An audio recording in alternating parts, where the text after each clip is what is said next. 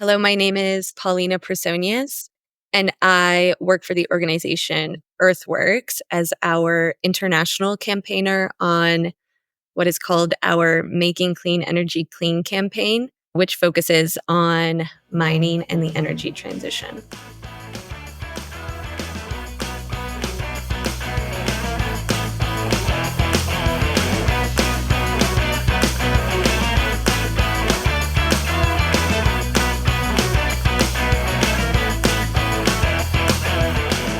Hello, everyone, and welcome to Kilowatt, a podcast about electric vehicles, renewable energy, autonomous driving, and much, much more. My name is Bodhi, and I am your host. And on today's episode, we sat down with Paulina Personius, and we chatted about a report that an organization called Earthworks put out called Minimizing Mining Impacts on the Road to Zero Emissions Transport. And if you think you know what that means, you probably don't, because I genuinely thought that this was all going to be, this conversation was going to be all about sustainable mining. And it's not that at all. Now, I'm not going to spoil it and give it away because Paulina and I are going to discuss some of the things that are in this report. But I will tell you, I was pleasantly surprised. I learned a lot. I actually woke up this morning at 6 o'clock, started reading this around 6:30, and finished around 11. I did some other things in there here and there, but this report is jam-packed full of information. And after you listen to this interview, if you want to find out more, I'm going to put a link to the report in the show notes. It's about 52 pages long. And again, full of really interesting information. Like, this report might spawn future special episodes, because I was kind of blown away by some of the things that they talk about in the report. But again, I don't want to spoil it. Before we get to the interview, I do want to ask a favor. I've told you before about my new podcast, Beyond the Post, where we talk about all things digital creation, from social media to YouTube to podcasting. And we're even going to have some authors and different types of writers on in the coming seasons. Every year, the Daily Tech News Show goes on a week-long hiatus. They give everybody in the company a week off, and they allow other podcasts or other shows to take over their feed. They have graciously allowed Rob and I to take over the Daily Tech News Show feed on Thursday, August 22nd. And Rob and I prepared a special episode for that DTNS feed takeover. And I would really appreciate it if you went and listened. I'll put a link to Daily Tech News Show in the show notes if you don't already subscribe to that podcast. But I'd really appreciate it if you listened to the episode and then you gave Tom and the team over at Daily Tech News Show your honest feedback. It doesn't have to be good feedback. You can give us negative feedback. That's okay. But it would really mean a lot to me if you listened to that particular episode and you gave Daily Tech News Show some feedback on it. And their email address is feedback@dailytechnewsshow.com. So listen to the episode, tell them what you think. It would really mean a lot to me if you did that. All right, enough of my shameless self-promotion. Let's welcome Paulina to the show. Thank you. Thank you for having me. Okay, so Earthworks did this very holistic report on reducing the need for mining. Do you want to just kind of give us a brief overview of what that report was and what the kind of goals for the report were? Yeah, I would love to. So this report is actually a report that we at Earthworks commissioned from the University of Technology, Sydney, from their Institute for Sustainable Futures, which we had worked with previously on 2 reports in the past that focused mainly on battery minerals recycling. And we commissioned this 3rd report because we felt like the conversation around the clean energy transition, around EVs, around the transition away from fossil fuels was sort of based around 2 options. It was either we stick to fossil fuels or we mine more in order to transition to electric vehicles or EVs. And we felt like there were quite a few third options or other options that were being ignored that would allow us to both transition away from fossil fuels and also a transition away from a dependence on mining, which is also a very harmful extractive industry. And so this report was a bit of our way to insert those other options into the debate and into conversations and show that there are ways that we can transition from fossil fuels while also decreasing our dependence on mining. Okay, I think that's great. When I read through this, um, and I admitted this earlier, I honestly thought just based on the title, I was like, oh, this is going to be about more sustainable mining, and that is could not be further from the truth. There are a lot of options in the report that, or they call them principles, that could help us reduce the need for instance cars. So well, there's five principles. Let's jump into the first one, which is reducing car dependence. What are some of the ways the report outlined we could reduce car dependence? Yeah, such a great question. I would say um, the report focuses quite a bit on reducing car dependence, in part because it's one of the biggest ways that we could have a significant impact on mining demand. And so it's an important way to reduce mining demand. Um, and a lot of the cases that are kind of highlighted under that principle, like you said, there are five principles in the report, and that's the first one, um, focus on redesigning cities to encourage a shift from personal or private vehicle use to public transportation, walking and cycling. So putting the infrastructure in so that people choose those options and so that those are viable options, right? I think often, especially maybe from a more US centric perspective, a lot of our cities don't really have adequate infrastructure to encourage people to use public transit, to make it a convenient option, or to encourage people to walk or bikes and still feel safe doing so. And so there are infrastructure choices that cities can begin to implement so that those are more feasible options for people. Yeah, the thing that I got the most excited about, and maybe I shouldn't have started with this because this was honestly it lit me on fire this morning. 15-minute cities, because when I was reading through it, and I was like, well, how do you design a city to cities can be massive, they can be small, they can be massive. I live in Tempe, which is a part of the a small part of the greater Phoenix area, and we are a massive metropolis from one end of the valley to the other. It could take you 45 minutes to an hour. And that's even if you're going from populated place to populated place. If you want to go a little bit more rural to rural, it could take more than an hour. So there's a lot of people and a lot of cities in between that. How do you take that and make it into something that will make people want to reduce their dependence on their vehicle? In 15-minute cities was one of the solutions in the report. Do you want to talk a little bit about 15-minute cities? Yeah, sure.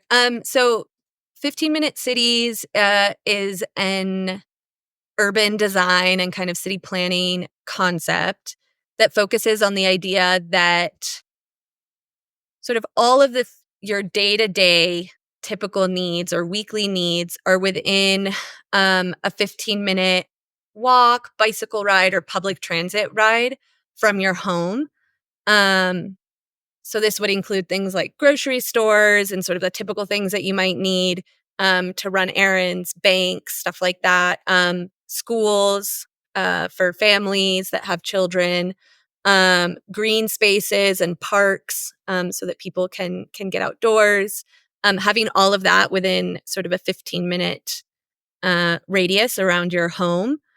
And this is something that you've seen implemented in many cities in different regions around the world, sometimes under different names. You've seen it in places like Portland in the US, which has really been focused on trying to reduce car use by starting the idea of they have a 20-minute neighborhood plan. So the idea that you could, get to most of your daily needs by 2030 by walking or cycling, and that falls into a 20-minute time span.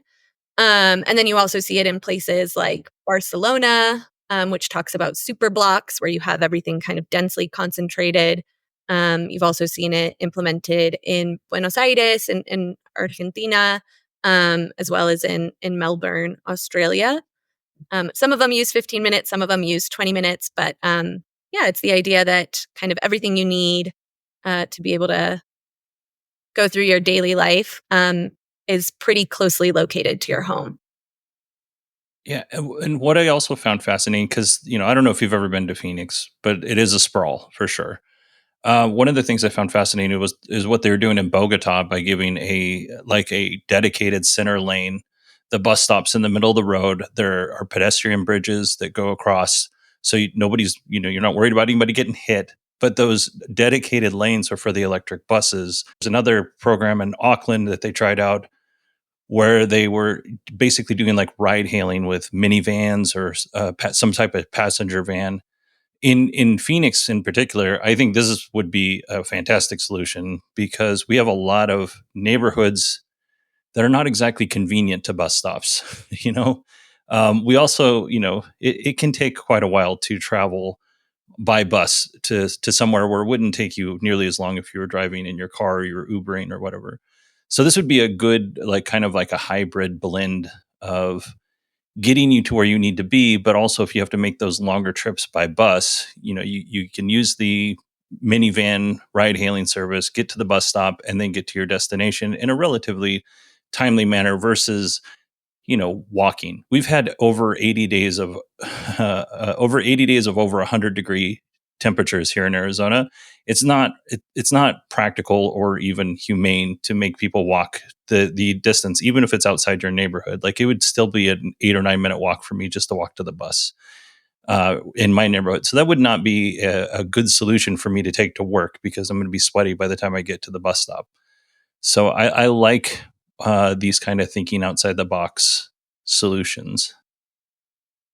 Yeah, I agree. I also think that something that we talk about in this report quite a bit, and that we look at Earthworks is the fact that a lot of these solutions actually create much more accessible cities, um, and create an energy transition and an energy system where a lot more people are accessing the benefits, right? Um, Something like telling people to buy electric vehicles, that's something that only a pretty small percentage of the population is going to be able to afford. And so only a small percentage of the population might be benefiting from that type of proposed solution. Um, but with something like public transit and active transit options, which include walking and biking, um, often it makes it more accessible. Like, more people can economically access that. It can make the city a lot easier for people to navigate. And I think something like the Auckland transit model that you're talking about, the sort of ride hailing model that could get you short distances, makes public transit a lot more accessible, right? Like, maybe you are unable to walk long distances, and so you can use it. Maybe you're a family that has small children that can't walk as far, and it makes it so that those people can also access public transit and benefit from that type of infrastructure. Let's shift over to what the principle two, which is smaller EVs with smaller battery packs. So, what's the benefit to smaller EVs, and why should we want more small EVs? Yeah, this is such a great question. I think the main thing with smaller EVs is that smaller EVs have a smaller battery, which means that they have a smaller mineral footprint, or they require fewer minerals to go into them. Or you could say, if you have a certain mineral supply, you could create more batteries from that same mineral supply if they are smaller rather than larger. Um, and so, we talk a lot about having, smaller vehicle size, smaller vehicle batteries. And we've found that globally, if we shifted towards smaller vehicles, or by we found the report talks about from previous research, that it could reduce the demand for battery minerals by up to 25% in 2050. So a pretty significant amount. Another report that was done by the C plus CP, the Climate and Community Project in the US, found that you could reduce lithium demand by, I think it was like up to, oh man, I'll have to find the exact number, but I think you could reduce it by 42% if you went down to like the smallest vehicle size in the US. That was just for the US. Um, and I think in general, there is a current trend towards larger vehicles, especially in a place like the US. Um, Over 80% of our EV market at the moment are SUVs. Um, whereas in a lot of other regions, like in Europe and a lot of parts of Eastern and Southeast Asia, you get a much smaller vehicle sizes. And we have these large vehicles in the US, but they don't actually match our driving distance. I think people often want a larger vehicle and a larger vehicle EV battery so that they can hold charge and drive for longer distances. But that's not really matching how we actually use our cars. And so, reducing our vehicle size would be a pretty simple way to, one, make electric vehicles a bit cheaper and more accessible for a wider range of people in the US, and two, reduce our mineral demand. Yeah, Ford recently said in an earnings call, Jim Farley, Ford CEO, said that they were going to start building smaller EVs and they were going to start being more intentional about the size of their battery packs because I did it. I overbought on my battery pack. But when you're spending, 40, 50, 60, $70,000 on a vehicle, you don't want to buy something that you're like, oh, well, this battery pack's too small and I can't do what I want it to do. And Ford's research showed that most people are just overbuying on the battery pack. So there needs to be better education in that regard. But there also needs, I don't know how things are in Mexico as far as EV infrastructure. I would imagine Mexico City has probably got tons, but we also need a little bit better charging infrastructure here. No, there's not tons. No. I mean, yeah, not tons. I think it's still a bit of a work in progress. Yeah. It kind of seems like there's a lot that goes into putting in a charging station. So I would imagine that, you know, it's probably pretty similar countries around the world as far as the amount of red tape that you have to go through and deals that need to be made to make that happen. But yeah, we still need to have a little bit better charging infrastructure. I think we're getting there globally. I'm not just specifically talking about the US because this is an international show, but um, I'm on board with this for sure. The smaller cars, smaller battery packs. We just need to have better charging infrastructure. Was there anything else on smaller cars that would, other than it, makes it more affordable for everybody to own an EV? Was there anything else on that I missed that we missed? I don't think so. Maybe I would just also add that because there are some countries where there's a bit of that resistance to smaller cars.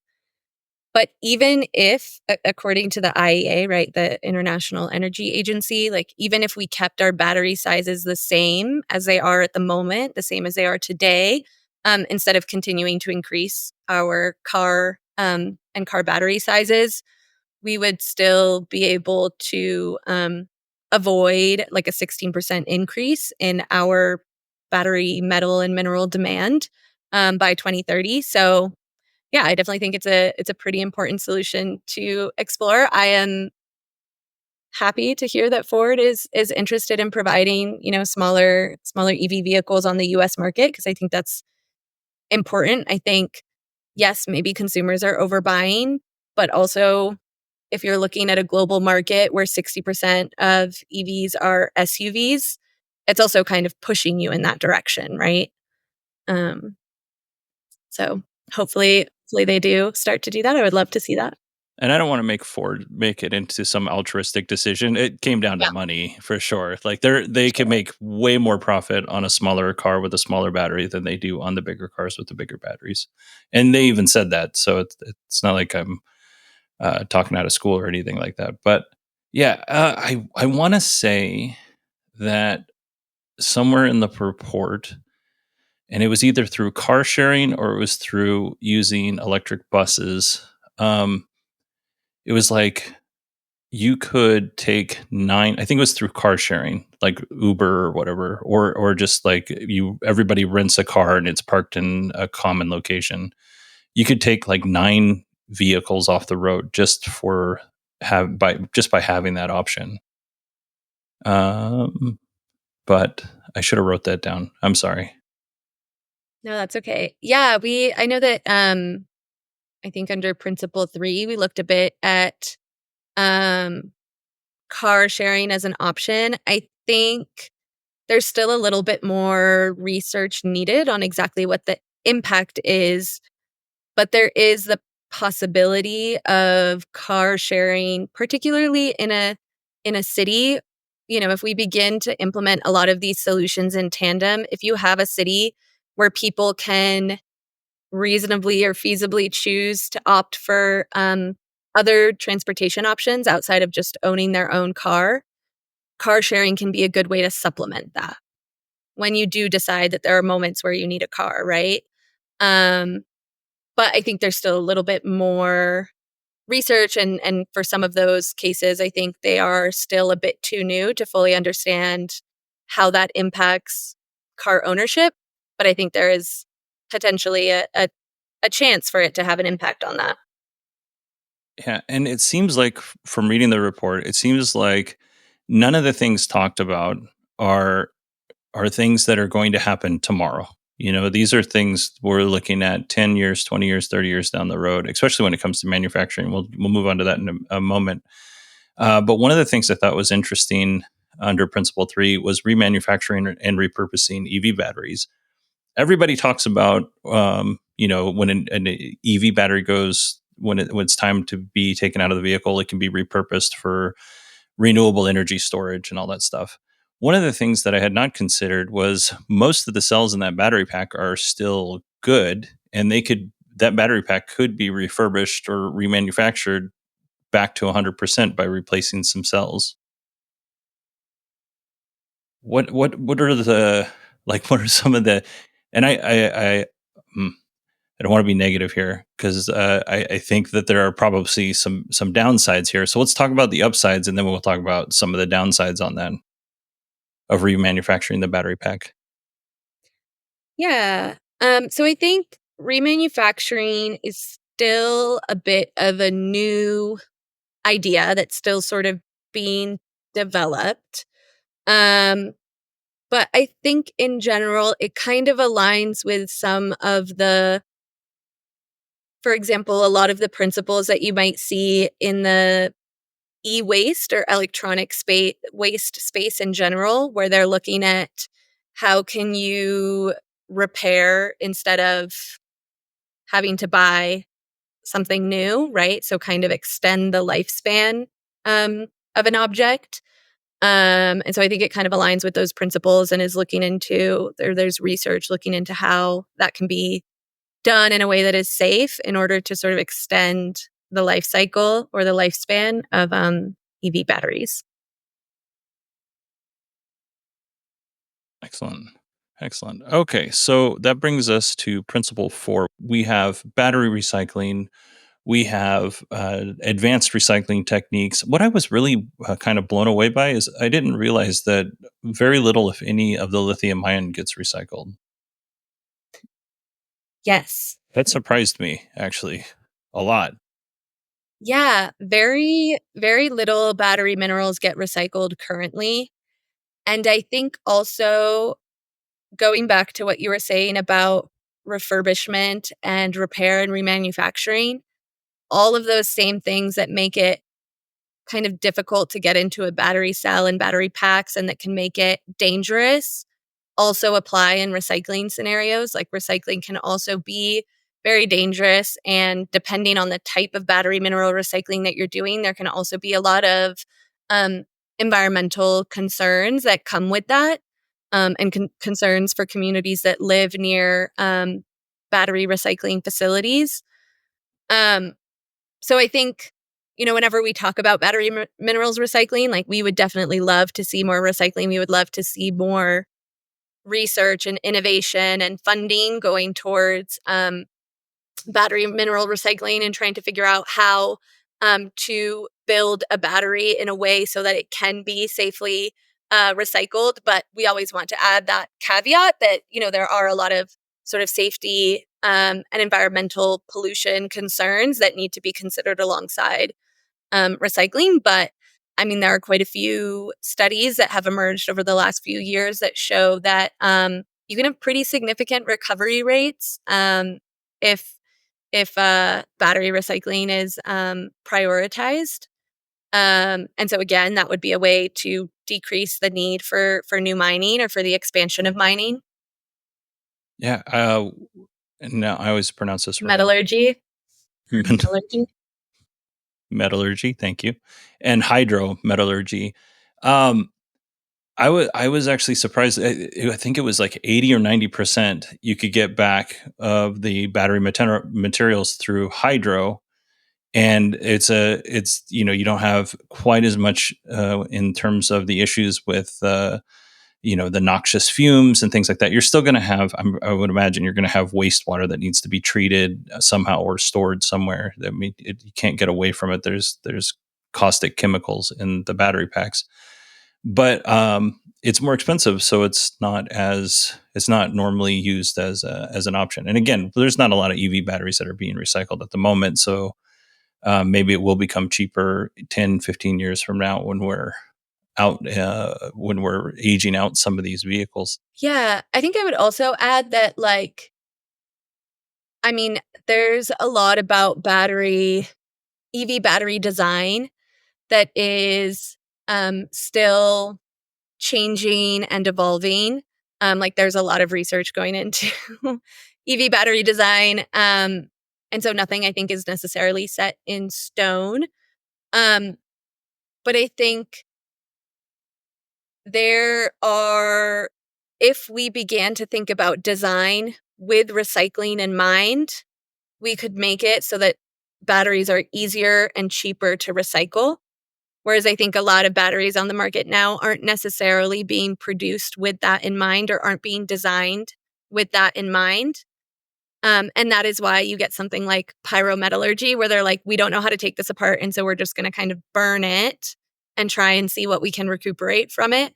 Like that shows a process where recycling was an afterthought.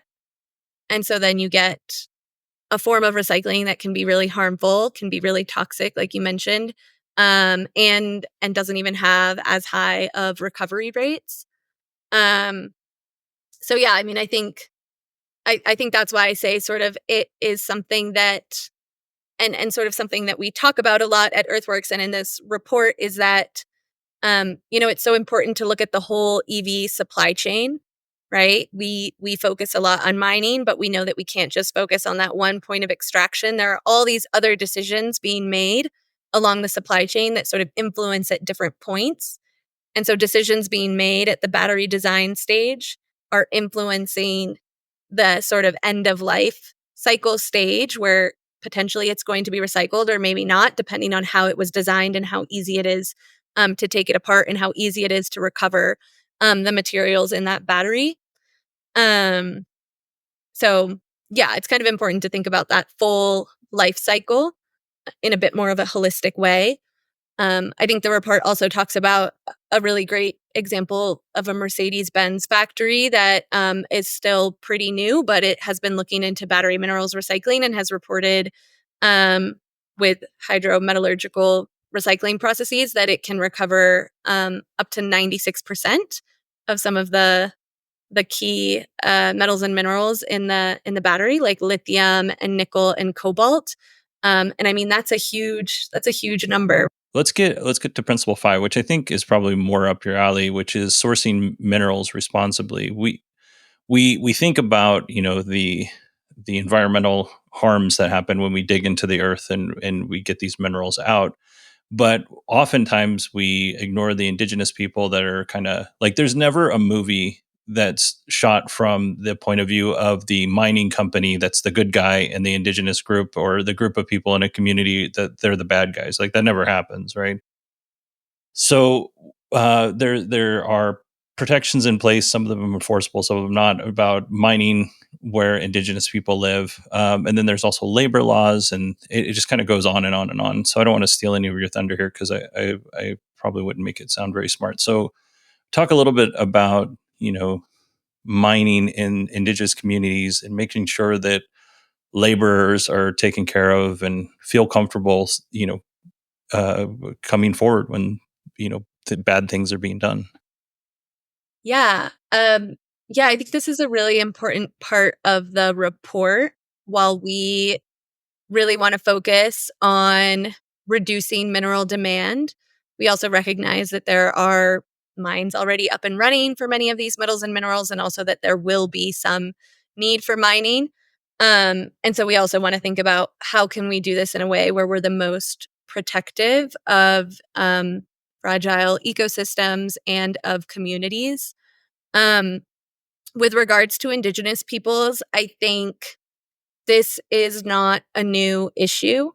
Indigenous peoples have historically been um, those most impacted by mining and by many harmful extractive industries. Um, and unfortunately, we see that pattern continuing with the minerals that are being used for energy transition technologies.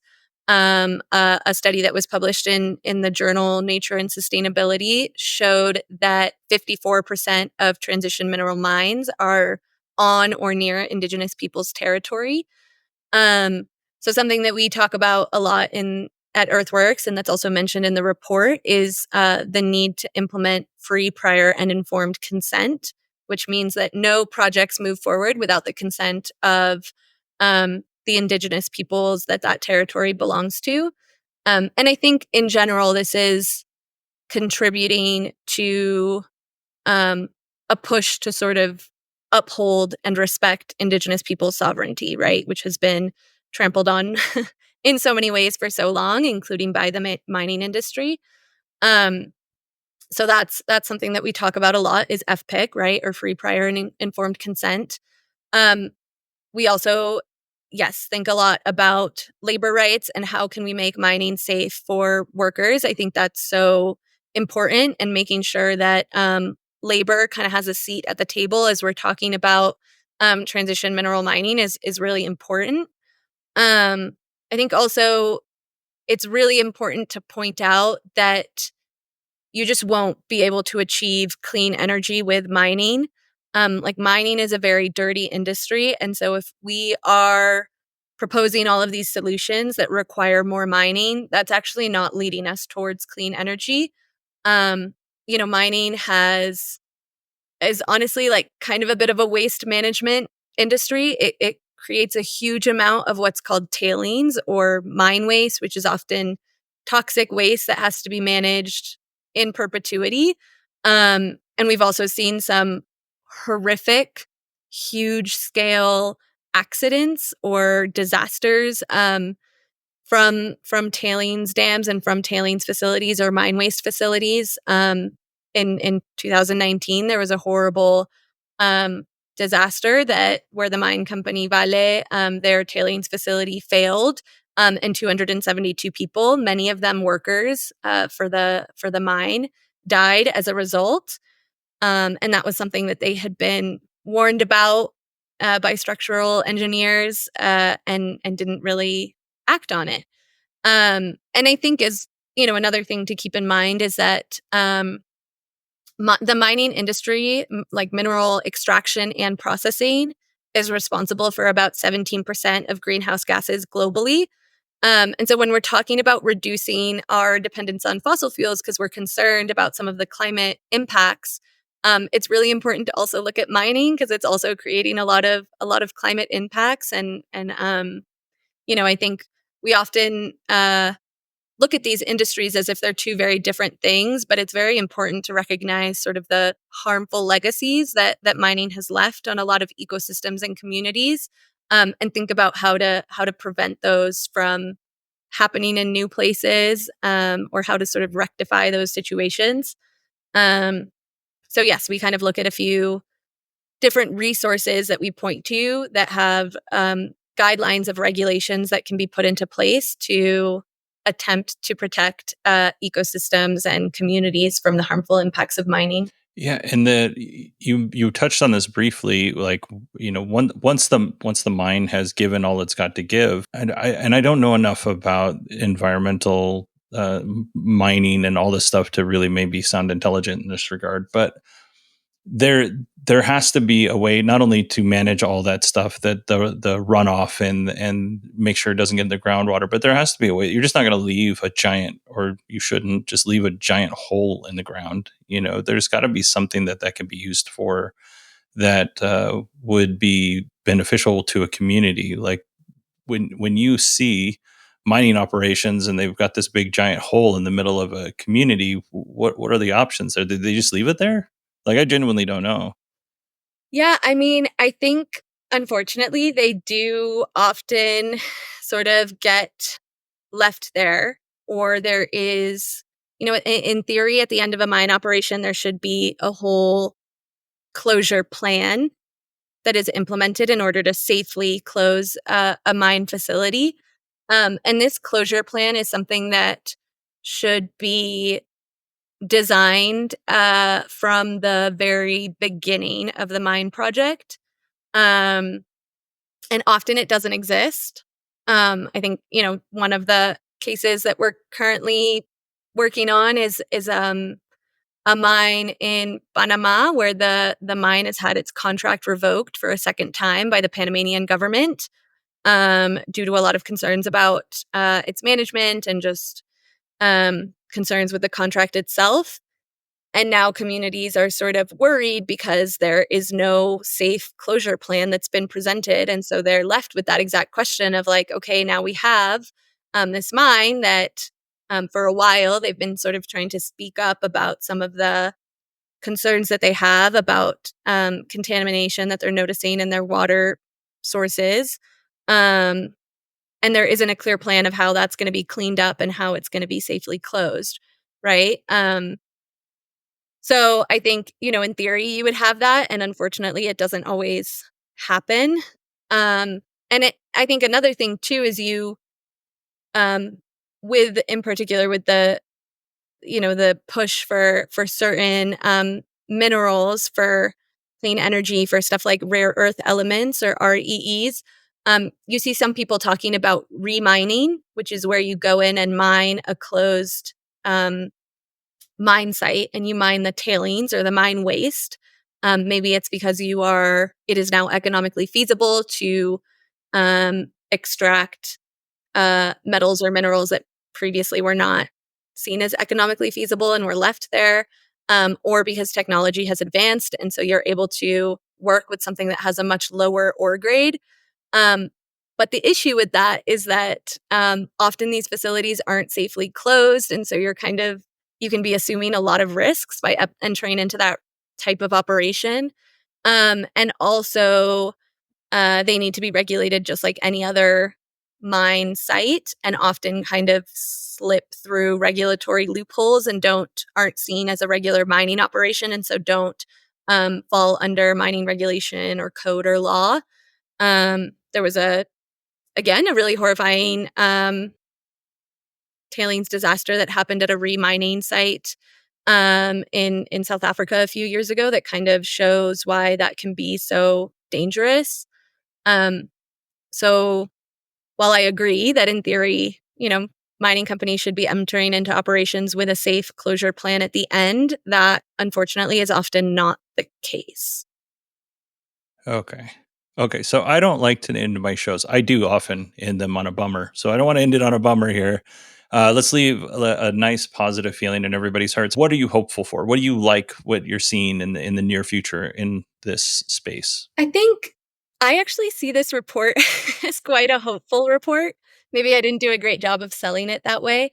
But, this report is looking at case studies from around the world, a lot of different regions that have their own contexts and governments and, different structures that kind of come into play that are implementing solutions to reduce mineral demand already. And for me, I see that as a big sign of hope that, these solutions are out there. the technology in many cases to implement solutions to reduce mineral demand is already out there. And really, it's just time for politicians to kind of get on board and fund those types of solutions and programs and infrastructure. So I see that as a big point of hope, I think. And I think the other thing that I see as a big point of hope is, we're not trying to say that we are against any kind of energy transition or against a transition away from fossil fuels. We're just saying we want to do this in a way so that it is equitable and just for as many people as possible. And I see that as a very, very hopeful thing. I think, reducing mineral demand is sort of one element of building towards a more just and inclusive and equitable energy transition, which for me is a point of hope. Yeah, and I would agree with that. Paulina, thank you so much for coming on the show and sharing all of this information with us. Where can people go and find out more about Earthworks? Yeah, of course. People can find out more about Earthworks on our website, which is earthworks.org. They can also follow us on social media. We have a Twitter, which I believe is also just Earthworks or just Earthworks on Twitter, as well as an Instagram. And that's a good way to kind of keep up to date about what is happening there. All right. Thank you very much for coming on. I appreciate it. Yeah, thank you so much. Man, that was a good interview. This is not the world that I live in. Like, I do consider myself to be environmentally conscious. I do care about this stuff, but I am in no way, shape, or form an expert in any of these things. Like, the only thing that really makes me qualified to talk about anything is the fact that I can afford a microphone and a computer to record this on. But it gives me a lot of hope for the future when there are people out there like Paulina and the group that put this together, and the researchers who took the time to write this report, that think about this kind of stuff. It's just, I don't know, gives me a lot of hope for the future. So thank you very much, Paulina, for coming on and being so generous with your time. I would also like to thank William and Claire for taking the time to set this up. There's a lot to juggle for setting up these interviews, and William and Claire were just fantastic. So thank you very much. All right, everybody, that is it for me this episode. Friday's episode is going to be news, and then next Tuesday's episode, we're going to cover Rivian's earnings call. If you want to email me, you can. It's Bodie, BODIE at 918digital.com. And you can also find me on Twitter or X at 918digital. Hope you all have a wonderful week, and I will talk to you on Friday.